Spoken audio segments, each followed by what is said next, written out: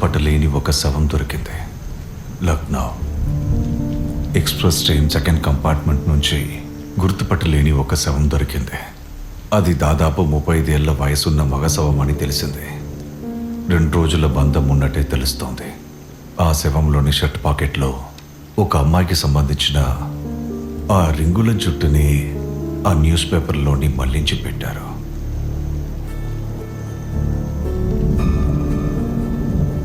వార్తాపత్రికలో ఉన్న భాష మలయాళం కాబట్టి ఆయన ఒక మలయాళీ అయి ఉంటాడని విచారణ అధికారులకి సందేహం కలిగింది. ప్రేమ సమస్య వల్ల ఆయన ఆత్మహత్య చేసుకుని ఉండొచ్చేమోనని పోలీసులకి అనుమానం కలిగింది.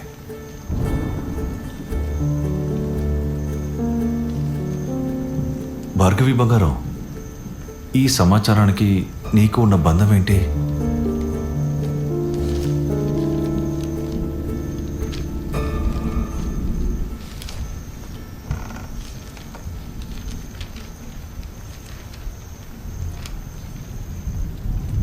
భార్గవి, నా ప్రేమలో ఉన్న లోపమేంటో చెప్పు. ఈ ప్రపంచంలో అందరికన్నా నేనే నిన్ను ఎక్కువగా ప్రేమిస్తున్నాను. నాతో నువ్వు లేని జీవితం గురించి నేను ఆలోచించలేకపోతున్నా. అలాంటి ఓ సందర్భం రాకుండా ఉండడానికి నేను ఏవైనా చేయడానికి సిద్ధం. గుర్తుంచుకో. ప్రేమతో నాను కుట్టన్.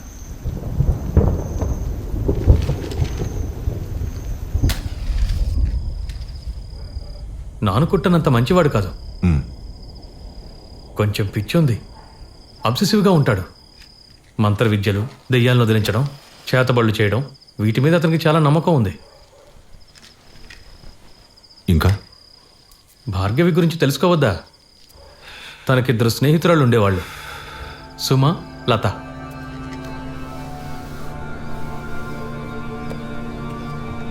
తనే భార్గవి శశికుమార్.